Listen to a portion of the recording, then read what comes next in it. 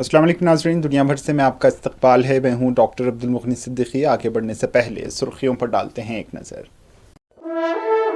महाराजा दूल्हा हाउस पे सूट और शेरवानी यकीनी तौर पर मार्केट से 50% कम दाम पे हासिल कीजिए। बातें नहीं, हकीकी तौर पर वक्त और पैसे की बचत कीजिए। सुपरस्टार सलमान खान की फैमिली भी हमारे काम से बहुत खुश है। ये ऑफर सिर्फ और सिर्फ महाराजा दूल्हा हाउस पर, एक ही दाम, होलसेल दाम। एबिट सर्किल, सिद्धी अंबर बाजार, गोल मस्जिद, gun foundry, Abids, Hyderabad.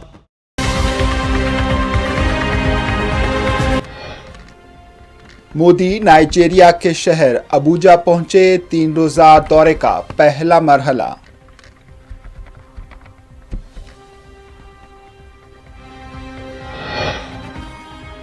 Netanyahu के घर के सहन में 2 फ्लैश बम गिराए गए। सिक्योरिटी एजेंसियां हैरान। डिफेंस मिनिस्टर ने कहा तमाम हुदूद उबूर हो चुकी। गाजा के बैतुल लाहिया में हमा मंजिला इमारत पर इस्राएली हमला, दर्जनों हलाकतों का है अंदेशा।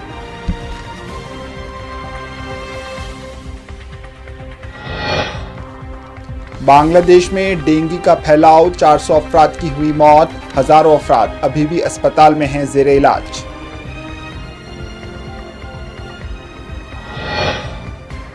मणिपुर में हालात पुरतशद्दुद, अवामी हुकूक के कारकुनों ने हुकूमत को दिया 24 घंटों का अल्टीमेटम।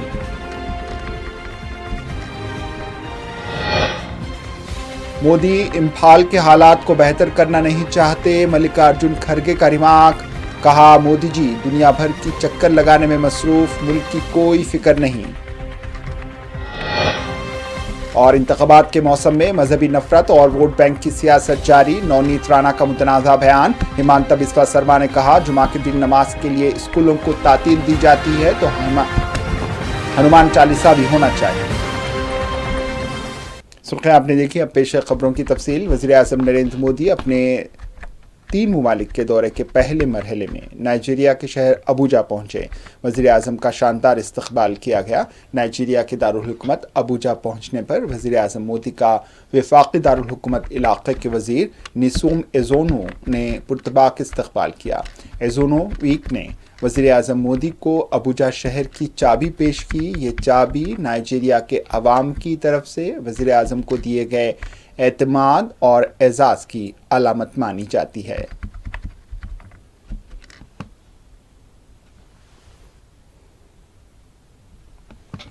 शुमारी इसराइल के इलाके कैसरिया में वज़ीर आज़म बेंजामिन नेतन्याहू की रिहाइशगाह के सहन में गुज़िश्ता रोज़ 2 फ्लैश बम गिरने के वाक़े ने मुल्क के सिक्योरिटी इदारों को तशवीश में मुब्तला कर दिया है। मुल्क के सियासी और सलामती से मुताल्लिक़ इदारे इस वाक़े से मुताल्लिक़ हैरत ज़दा भी हैं। इज़हार ख्याल करते हुए वो कह रहे हैं कि ये तमाम हदें उबूर कर चुका है। इसराइली ब्रॉडकास्टिंग इदारे के मुताबिक इतवार के रोज़ सलामती से मुताल्लिक़ इसराइली इदारों ने इस हमले के शुबे में कई इसराइली सियासतदानों ने गुजरने वाली कई घंटों के दौरान इस वाक़े पर अपने गम गुस्से का इजहार किया।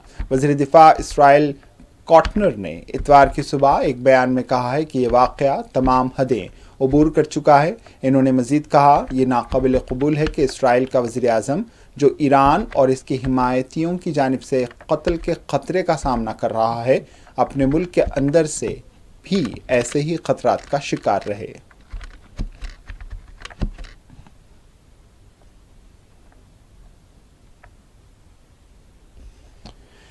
मीडिया ज़राए ने फ़लस्तीनी मुआविन तिब्बी अमले के हवाले से बताया है कि इतवार के रोज़ शुमाली गाज़ा के इलाक़े बैतुल लाहिया में कई मंजिला इमारत पर इसराइली फ़िज़ाइया की बमबारी से 10 फ़लस्तीनी जाँ बहक और ज़ख्मी हो गए। इसराइली फ़िज़ाई हमले में जाँ बहक होने वालों की हतमी तादाद का तयन नहीं हो सका। ताहम फ़लस्तीन की सिविल इमरजेंसी सर्विस ने बताया है कि निशाना बनाई गई जाने वाली इमारत में कम अज़ कम 70 अफराद मुकीम थे। इसराइल ने इस कार्रवाई से मुताल्लिक़ फ़िलहाल किसी किस्म का तबसरा नहीं किया। इसराइली फ़ौज ने हमास के ख़ात्मे और उन्हें दोबारा अपनी क़ुव्वत जमा करने से रोकने के लिए जारी मुहिम के सिलसिले में गाज़ा के इलाक़े बैतुल लाहिया और इसके करीबी कस्बात बैत हनून और जबालिया में गुज़िश्ता हफ्ते टैंक दाखिल कर दिए थे। 3 मुहाजिर कैंप गाजा की पट्टी में मौजूद 8 मुहाजिर खेमा बस्तियों में से सबसे नुमाया समझे जाते हैं। इसराइल फौज ने इन तीनों इलाकों में की जाने वाली फौजी कार्रवाइयों में सैकड़ों फलस्तीनी जंगजुओं को शहीद करने का दावा किया है। मुकामी रिहायशियों के मुताबिक इसराइल फौज ने इन जंगजुओं को गाजा शहर से बाहर निकलकर मुहासरे में लिया था। कबल अज़ीं इतवार ही के रोज़ वस्ती गाजा के इलाके अलबरेज कैंप में इसराइली फ़िज़ाइया का निशाना बनकर कम से कम 10 फ़लस्तीनी जान की बाजी हार गए। तिब्बी अमले के मुताबिक इन अफराद की हलाकत उस वक्त हुई जब इसराइली फ़ौज की जानिब से दागा गया एक मिसाइल कैंप के एक मकान पर जा गिरा। हिजबुल्लाह की जानिब से हैफा शहर पर रॉकेट फायर किए जाने के बाद इसराइल ने जुनूबी बैरूत पर हमला किया और हिजबुल्लाह को निशाना बनाने का दावा किया है। फ्रांसीसी खबररसां एजेंसी AFP के मुताबिक इसराइली फ़ौज ने इतवार को बैरूत के जुनूबी मुजाफ़ात के 3 हिस्सों से रिहायशियों को अनकला का हुक्म दिया था। इसराइली फ़ौज के तर्जमान ओची अदराई ने एक्स पर लिखा है कि आप हिजबुल्लाह से मुंसलिक इमारात के करीब क़याम पजीर हैं, जिनके खिलाफ मुस्तक़बिल करीब में IDF इसराइली फ़ौज काम करेगी। AFP-TV फुटेज में दारुल हुकूमत के मुजाफ़ात में धुएं के काले बादल देखे जा सकते हैं। लुबनान की सरकारी नेशनल न्यूज़ एजेंसी ने इतवार की सुबह रिपोर्ट किया कि रात गए इसराइली फ़िज़ाई हमले और गोलाबारी में जुनूबी कस्बे ख़याम को निशाना बनाया गया, जो सरहद से तकरीबन 6 किलोमीटर दूर वाक़ है। इसराइल ने बैरूत और जुनूबी लुबनान में हिजबुल्लाह के गढ़ पर मुसलसल फ़ज़ाई हमले किए हैं, जबकि दूसरी जानिब ईरानी हिमायती याफ्ता अस्करियत पसंद ग्रुप ने साहिली शहर हैफा के गिर्द कई इसराइली फ़ौजी अड्डों पर रॉकेट बरसाए हैं। बांग्लादेश को कई बरसों के बाद डेंगू के बदतरीन फैलाव का सामना है, जिसमें 400 से ज़्यादा अमवात हो चुकी हैं। बढ़ते हुए दर्जे हरारत और मानसून की तवालत के बायस इन्फेक्शंस में इजाफा हो रहा है, जिससे निमटने के लिए बिलखुसूस शहरी इलाकों के अस्पतालों को जद्दोजहद करनी पड़ रही है। ताज़ा तरीन सरकारी एदाद-ओ-शुमार के मुताबिक 2024 में इस मर्ज से कम 407 अफराद हलाक हो चुके हैं और 78,000 से ज़्यादा शहरी बीमार हैं और अस्पतालों में ज़ेर इलाज हैं। नवंबर के वसत तक 4,173 मरीजों का इलाज जारी था, जिनमें से 1,835 का दारुल हुकूमत ढाका में और दीगर जगहों पर इलाज किया गया। जहांगीर नगर यूनिवर्सिटी के हैवानियात के प्रोफेसर कबीर अल-बशर ने कहा है कि हम अक्टूबर में भी मानसून जैसी बारिशें देख रहे हैं, जो गैर मामूली है। इन्होंने मजीद कहा है कि मौसमियाती तब्दीलियों के बायस बदलते हुए मौसमी नमूनों से मच्छर की अफजाइश के लिए बेहतरीन हालात पैदा हुए, जो बीमारी का बुनियादी मुहर्रिक हैं। शहरों में गुंजान आबाद इलाके बीमारी के मजीद फैलाव का सबब बनते हैं, जो उमूमन जून से सितंबर तक मानसून के मौसम में ज़्यादा आम होती हैं। तनाज़ात से मुतासरा मणिपुर में एक बार फिर कशीदगी बढ़ गई है, क्योंकि रियासत में वहशियाना हलाकतों ने गम व गुस्से को बढ़ावा दिया है। इम्फाल में कल 3 अफराद की लाशें बरामद होने के बाद मणिपुर में ताज़ा हंगामा बरपा हो गया। इससे कबल ये इत्तला सामने आई थी कि 6 लाशें बरामद हुई हैं, ताहम ये वाज़ेह नहीं है कि आया ये लाशें लापता अफराद की हैं या नहीं। अवामी हुकूक़ के कारकुनों ने हुकूमत को 24 घंटे का अल्टीमेटम जारी किया है और मुसल्लह अस्करियत पसंद ग्रुपों के खिलाफ फैसला कुन कार्रवाई का मुतालबा किया है। तर्जमान अथोबा ने खबरदार किया है कि अगर 24 घंटों के अंदर मुतालबात पूरे ना किए गए तो शदीद अवामी रद्द-ए-अमल सामने आएगा। इम्फाल में बिगड़ती सूरत हाल पर मल्लिकार्जुन खड़गे ने नरेंद्र मोदी को तनकीद का निशाना बनाया। इन्होंने कहा है कि मोदी बैनुल-अक़वामी दौरों में मसरूफ़ हैं, इम्फाल की सूरत हाल को नज़रअंदाज कर रहे हैं, जबकि बैनुल-अक़वामी दौरों के बाद कांग्रेस को बुरा कहना मोदी को खूब आता है। कांग्रेस के कौमी सदर मल्लिकार्जुन खड़गे ने कहा है कि महाराष्ट्र और झारखंड असेंबली इंतखाबात के पेश नज़र इलेक्शन कमीशन के नोटिस का खैर मकदम किया जाता है। इन्होंने कहा कि जवाब 18 तारीख तक देना होगा, जो दिया जाएगा। जवाब तैयार किया जा रहा है और भेजा भी जाएगा। सालों से हो रहा है और वहां पर राहुल गांधी जी जाके आए और वहां से पाद यात्रा, भारत जोड़ो यात्रा वहां से निकालकर महाराष्ट्र में आए, मुंबई में। लेकिन मोदी जी अभी दुनिया की चक्कर लगा रहे हैं।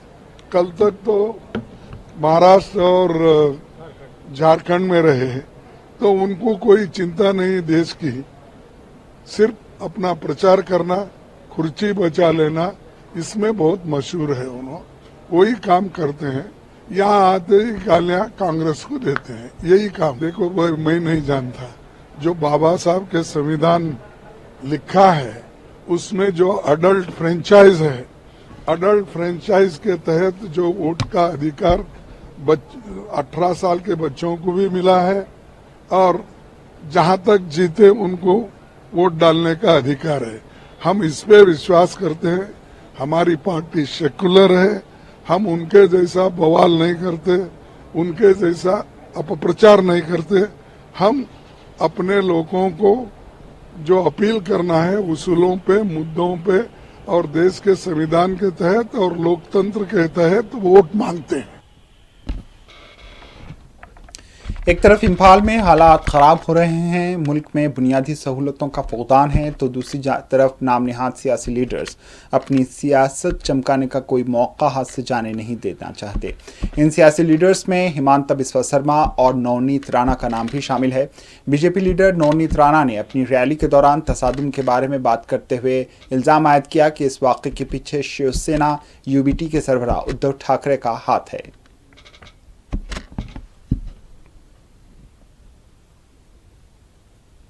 मैं आपको इतना जरूर बता सकती हूँ, वो जो गांव है उस गांव में उद्धव ठाकरे जी के, जनाब उद्धव ठाकरे जी के तालुका अध्यक्ष रहते हैं। क्योंकि उद्धव बाला साहेब ठाकरे जी है नाम उनके बीच में से गायब हो गया है, तो अभी जनाब उद्धव ठाकरे जी बन गए। तो स्पष्ट है कि जिस पक्ष का तालुका अध्यक्ष वो वहां रहते हैं, ये सीधा सीधा उन पे इशारा जाता है कि उन्होंने ये किया हुआ सभी कृत्य है उनके लोगों ने। मुझे लगता है मेरे विचार, जब 14 दिन मुझे जेल में रखा था हनुमान चालीसा पठन करने के बाद भी कोई मिटा नहीं सका। मेरे विचार कल भी थे, आज भी है और आगे आने वाले आखिरी सांस तक मैं विचार लेके चलूंगी। वो समय गया जब हिंदू ये बोलते थे कि एक गाल पे मारा है तो दूसरा गाल आगे कर देते थे। अब वो समय नहीं है। अगर एक मारेंगे तो दो जरूर मिलेंगे और जिस तरीके से जिस भाषा में वो बात करेंगे उसका उत्तर उसी भाषा में उन लोगों को दिया जाएगा। दूसरी जानिब आसाम के वज़ीर आला हिमांता बिस्वा शर्मा भी मजहबी नफरत फैलाने में पीछे रहना नहीं चाहते। झारखंड में इंतखाबी मुहिम जारी रखते हुए इन्होंने कहा है कि झारखंड के कुछ इलाकों में जुमा के रोज़ स्कूलों को तातील दी जाती है क्योंकि यहाँ जुमा की नमाज का एहतमाम होता है। बिस्वा शर्मा वोट बैंक की खातिर मजहबी नफरत को परवान चढ़ा रहे हैं। इन्होंने कहा है कि अगर जुमा की नमाज के लिए तातील दी जाती है तो हनुमान चालीसा भी होना चाहिए। के मुझको बोल रहे थे कि भाई साहब हमारे जो स्कूल होते हैं ये सारे स्कूल शुक्रवार का दिन बंद किया जाते हैं। तो मैंने पूछा कि शुक्रवार का स्कूल क्यों बंद होते हैं? असम में तो स्कूल रविवार को बंद होते हैं, हमारे महाराष्ट्र और गुजरात में स्कूल रविवार बंद होते हैं। तो लोगों ने मुझको बोला कि जामताड़ा, पाकुड़, साहेबगंज में शुक्रवार का स्कूल बंद होते हैं, इसलिए लोगों को नमाज पढ़ने का होता है। महाराष्ट्र असेंबली इंतखाबात में सभी पार्टियों ने अपनी ताकत का मुजाहरा किया है। दर-ए-असना All India Muslim Personal Law Board के तर्जुमान मौलाना खलीलुर रहमान सज्जाद नैमानी के खिलाफ इलेक्शन कमीशन में शिकायत दर्ज कराई गई है। इन्होंने नैमानी पर ज़ाब्ते अखलाक के खिलाफ वर्जी का इल्ज़ाम आयद किया। इस सिलसिले में RSS लीडर इंद्रेश कुमार ने रद्द-ए-अमल ज़ाहिर किया। इन्होंने कहा है कि पिछले कुछ दिनों में मुल्क के कुछ मुस्लिम रहनुमा जिनका मुसलमान होना भी शक के दायरे में है। इन्होंने मजीद कहा है कि बहुत से मुस्लिम रहनुमा मज़हक़ क़ैस बातें करते हैं, ये दुरुस्त नहीं है। मुसलमानों ने कहा है ऐसे जो मुसलमान वतन के गद्दार और बेईमान है, पाकिस्तान के निष्ठा रखते हैं, उनको वो कहना चाहते हैं कि आज वो करके देख लें। ऐसा ना हो कि भारत की सीमाएं यह लाहौर तक चले जाएं। ऐसा लाखों मुसलमानों का संकल्प है कि जो पाकिस्तान की सीमा लखनऊ लाना चाहते हैं उनको चुनौती है, करके देख लें, फिर पता लग जाएगा कि पाकिस्तान की सीमाएं लखनऊ आती हैं कि भारत की सीमाएं लाहौर पहुंचती हैं। इसी के साथ साथ कई मुस्लिम नेता अनर्गल बोलना, हिंसक बोलना, कट्टरतापूर्ण बोलना, ये उनका फैशन हो गया। मैं उनसे कहूँगा वह जब भी बोलें they must speak in the constitutional language, in the language of humanity. इस देश की मानवता और संविधान के साथ किसी को भी अपने भाषण में खिलवाड़ करने की इजाज़त नहीं है। आम आदमी पार्टी के रहनुमा और दिल्ली के वजीर माहौलियात गोपाल रॉय ने बीजेपी को निशाना बनाते हुए कहा है कि हमारी पड़ोसी बीजेपी हुकूमत की वजह से दिल्ली के लोग आलूदगी का खामियाजा भुगत रहे हैं। आप सभी जानते हैं कि दिल्ली में CNG बसें चलती हैं और 2000 इलेक्ट्रिक बसें चलती हैं। बीजेपी हुकूमत मुसलसल आलूदगी फैलाने वाली बसें दिल्ली भेज रही है। समाजवादी पार्टी SP के सरबराह अखिलेश यादव ने झांसी मेडिकल कॉलेज में आतिशबाजी के वाक़े को लेकर चीफ मिनिस्टर योगी की क़यादत वाली हुकूमत पर तनकीद की। गोरखपुर वाक़े की याद दिलाते हुए अखिलेश यादव ने कहा है कि इसको एक मिसाल के तौर पर देखना चाहिए था। इन्होंने बजट और सिक्योरिटी इंतजामात के बारे में भी सवालात उठाए। समाजवादी पार्टी के सरबराह अखिलेश यादव ने कहा है कि अफसोस की बात है कि इस तरह के वाक़यात आज भी हो रहे हैं। जब गोरखपुर में ऑक्सीजन की कमी की वजह से बच्चों की मौत हुई तो उन्हें मोहतात रहना चाहिए था।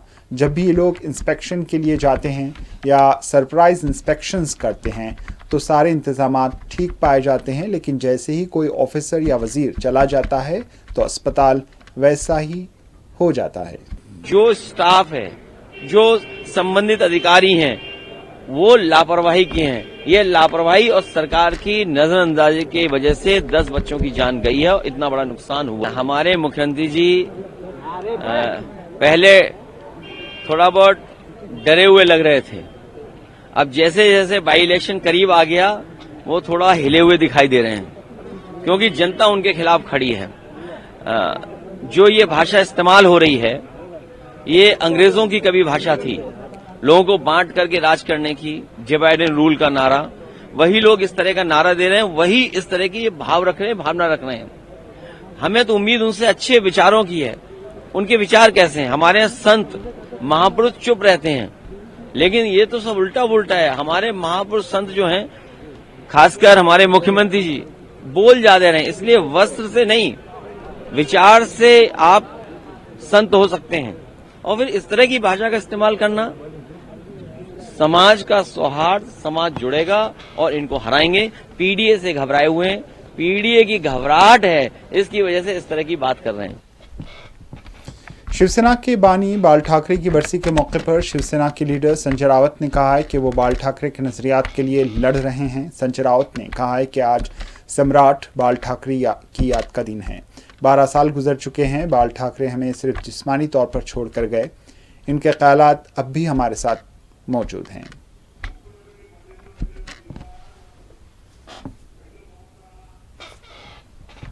मरकजी वजीर जी किशन रेड्डी ने हैदराबाद में मूसा नदी के करीब आबादियों का दौरा किया और वहां मुकामी लोगों के साथ एक रात गुजारी। अपने तजुर्बे के बारे में बात करते हुए किशन रेड्डी ने कहा है कि तेलंगाना हुकूमत लोगों के घर तोड़ने की कोशिश कर रही है। इन्होंने कहा है कि वज़ीर आला कह रहे थे कि उन लोगों के पास रहने के लिए मुनासिब घर नहीं है और वो मच्छरों से भरे घरों और मुज़ीर सेहत जगहों पर रह रहे हैं। इन्होंने कहा है कि मैं पिछले 15 घंटों से एरिया में इन लोगों के साथ मौजूद हूँ। ये लोग यहाँ काफ़ी अरसे से रह रहे हैं और यहाँ का एक भी कुंबा अपना घर छोड़ना नहीं चाहता। उनके पास निकासी आब की सहूलियात है, पानी की मुनासिब सहूलत है, आधार कार्ड हैं, राशन है, और इन सब के बाद अगर तेलंगाना हुकूमत इनके घरों को तोड़ने की कोशिश कर रही है तो ये गलत होगा।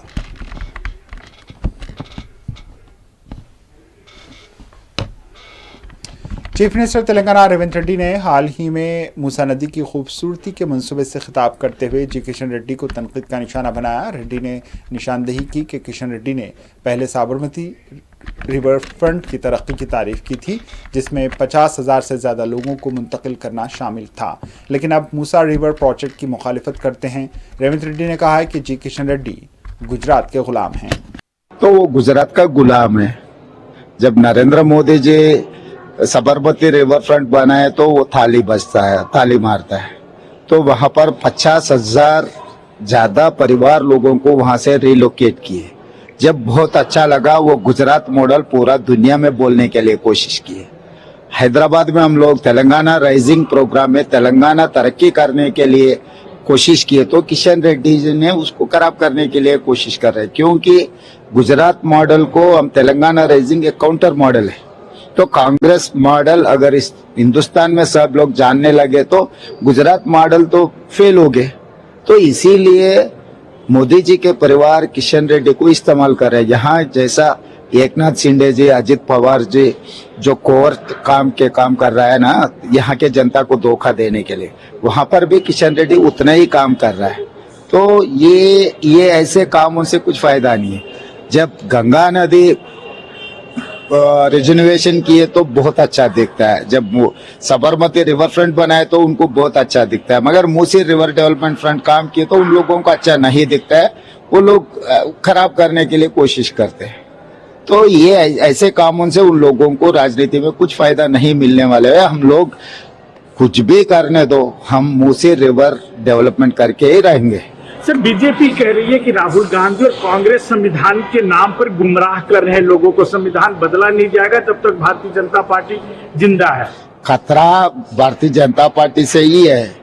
क्यों 400 सीट मांगा? संविधान को बदलने के लिए और आरक्षण रद्द करने के लिए कोशिश किए, मगर इस देश के जनता मुंह तोड़ जवाब दिए।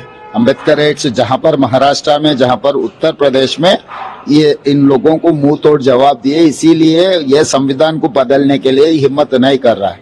मगर इन लोगों को कभी भी मौका मिले तो ये संविधान बदलना और आरक्षण रद्द करने का इनका हिडन एजेंडा है, उसी के लिए ये लोग काम कर रहे हैं। जम्मू कश्मीर कॉन्फ्रेंस के सदर डॉक्टर फारूक अब्दुल्ला ने अपनी हुकूमत की पेशरफ पर एतमाद का इजहार करते हुए कहा है कि ये बहुत अच्छी तरह चल रही है और 5 साल के अंदर मंशूर के वादों को पूरा करने के अपने अज़्म का इयादा किया है। इन्होंने PDP सरबराह महबूबा मुफ्ती के बयान को भी मुखातिब करते हुए उन्हें इस तरह के तबसरे न करने का मशवरा दिया और इस बात पर जोर दिया कि उनके मंशूर में आर्टिकल 370 पर उनके मौक़िफ़ को वाज़ेह तौर पर बयान किया गया है। कॉन्फ्रेंस अपना स्टैंड क्लियर करे 370 को लेकर उसको क्या चीज चटी पड़ी है, उसको ये ऐसे स्टेटमेंट देने नहीं चाहिए। हम जिस रास्ते पे हैं हम चल रहे हैं, हमारा मैनिफेस्टो इसमें क्लियर है, इससे ज्यादा मुझे कहने की जरूरत नहीं है। सर, एक चीज देखिए, ये जो सिक्योरिटी मीटिंग्स होती हैं सर, इसमें उमर साहब को नहीं बुलाया जाता है। भैया अभी 1 महीना हो गया, अभी बैठने दीजिए उनको, वो भी होंगे उनमें। सर, एक बहुत जो नेशनल एक इशू है कि बहुत ज्यादा स्मॉग हो रहा है, पोल्यूशन काफी हो रहा है सिटीज में, तो आप क्या कहेंगे? जम्मू कश्मीर आइए। मैं ये कहूंगा कि दिल्ली के कैपिटल को वहां से हटाना चाहिए, कैपिटल को मूव करना चाहिए। जब तक कैपिटल वहां से मूव नहीं करेगा, पोल्यूशन खत्म नहीं होगी। स्पिरिचुअल लीडर जो है, जिस तरह से वक्फ वोट है या फिर सिख के लिए जो है उनके लिए बोर्ड है, उन्होंने कहा कि हिंदुओं के लिए भी सनातन बोर्ड होना चाहिए। देखिए, ये पार्लियामेंट में सवाल है, पार्लियामेंट में हमारे मेंबर बोलेंगे, पार्लियामेंट 25 से शुरू होगी, उसमें आप इसका सुन लीजिएगा। शुक्रिया। भारत ने इतवार के रोज कहा है कि उसने मुकामी तौर पर तैयार करदा तवील फासले तक मार करने वाले हाइपरसोनिक मिसाइल का कामयाब तजुर्बा किया। यूं इसने फौजी तरक्की में एक अहम संगमेल हासिल कर लिया, जिससे वो जदीद टेक्नोलॉजी के हामिल ममालिक के मुख्तसर ग्रुप में शामिल हो गया है। भारतीय मिसाइल, जिसे रियासत के ज़ेर इंतज़ाम दिफाई तहक़ीक़ व तरक्की की तंजीम और इस सनत के शराकतदारों ने तैयार किया है, को मुसल्लह अफ़वाज के लिए 1500 किलोमीटर से ज़्यादा की हदूद तक जाने के लिए डिज़ाइन किया गया है। ये बात हुकूमत ने एक बयान में कही। बयान में कहा गया है कि मिसाइल का आजमाइशी तजुर्बा हफ्ते के रोज़ रियासत ओडिशा के मशरक़ी साहिल पर वाक़ डॉक्टर APJ अब्दुल कलाम जजीरे से किया गया। भारतीय वज़ीर दिफ़ा राजनाथ सिंह ने एक्स पर एक पोस्ट में इस तजुर्बे को एक तारीख़ी कामयाबी करार दिया। प्याज की सप्लाई और नकल व हमल को फ़रोग़ देने के लिए कांदा एक्सप्रेस महाराष्ट्र के नासिक ज़िले के लौसल गांव से 1341 मैट्रिक टन प्याज लेकर 17 नवंबर को दिल्ली पहुंची। नॉर्दर्न रेलवे के chief public relation officer Himanshu Shekhar Upadhyay ने सारिफैन और प्रोड्यूसरों के लिए ट्रेन के दोहरे फवायद पर रोशनी डालते हुए कहा है कि ये नकलो हमल के अखराजात को आधे से ज़्यादा कम करता है और सड़क ट्रांसपोर्ट के मुकाबले में तेज़ तर तरसील को यकीनी भी बनाता है। नॉर्दर्न रेलवे के CPRO हिमांशु शेखर उपाध्याय ने कहा है कि कांदा एक्सप्रेस जीतने वाली ट्रेन है। इससे सारिफिन और प्रोड्यूसरों को फ़ायदा होता है। आज दिल्ली में 1341 टन प्याज आई है। कांदा एक्सप्रेस की हमलो नकल की लागत सड़क के नकलो हमल के निस्फ से भी कम है।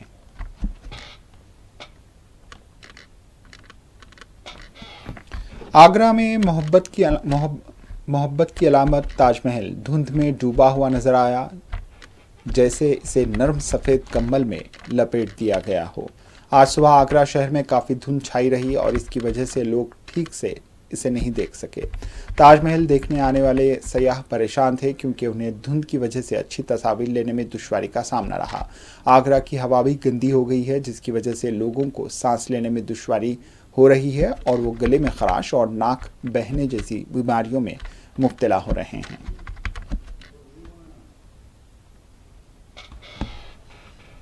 मयूर विहार और आसपास के इलाकों में ड्रोन के मनाजिर देखे जा रहे हैं क्योंकि आलूदगी की सतह बदस्तूर बुलंद है। CPCB के मुताबिक AQI 439 रिकॉर्ड की गई, जिसे संगीन के तौर पर देखा जा रहा है।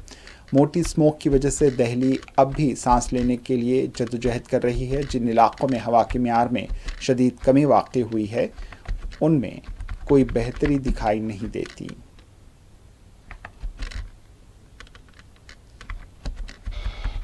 राजस्थान की नायब वज़ीर आला दया कुमारी ने कहा है कि राजस्थान में हर चीज़ ख़ास है। यहाँ कोई ऐसा कोना नहीं जहाँ सयाह ना आ सकें। यहाँ सब कुछ मुख्तलिफ और मुनफरिद है। मैं सभी से अपील करती हूँ कि वो ज़्यादा से ज़्यादा राजस्थान का दौरा करें।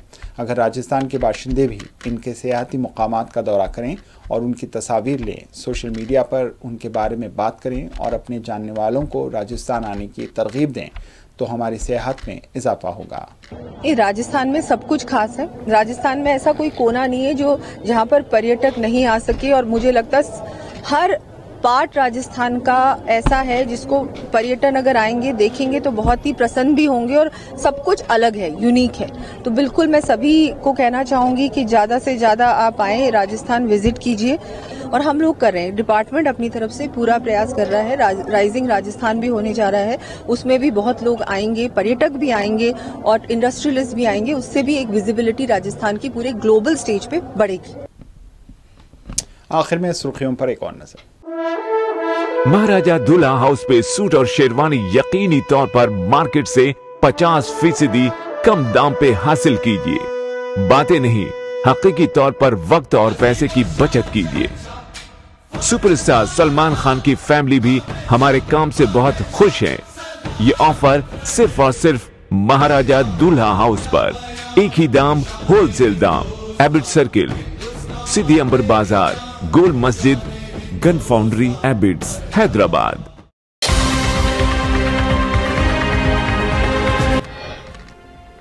मोदी नाइजीरिया के शहर अबुजा पहुंचे। 3 रोजा दौरे का पहला मरहला।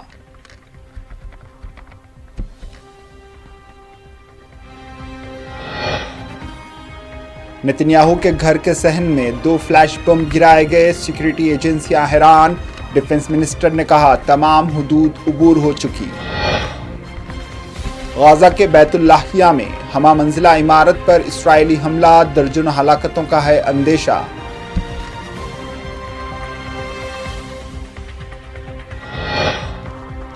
बांग्लादेश में डेंगू का फैलाव, 400 अफराद की हुई मौत, हजारों अफराद अभी भी अस्पताल में हैं जेर इलाज।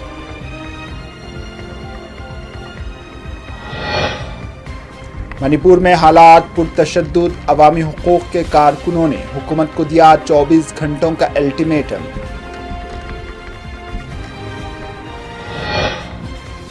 मोदी इम्फाल के हालात को बेहतर करना नहीं चाहते। मल्लिकार्जुन खड़गे का रिमार्क, कहा मोदी जी दुनिया भर की चक्कर लगाने में मसरूफ, मुल्क की कोई फिक्र नहीं।